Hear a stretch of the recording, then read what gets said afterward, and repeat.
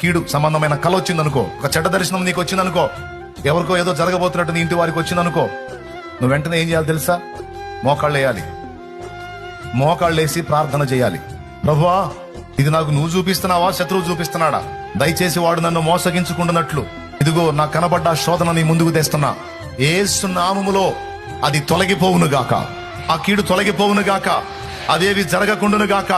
సమస్తాన్ని శాసించే శాసనకర్తవు నువ్వు గనుక ఇది నీ చేతికి అప్పగించి దాని విషయమై నేను విడుదల పొందుతూ యేసు నామములో ప్రార్థిస్తున్నాను తండ్రి అనాలి.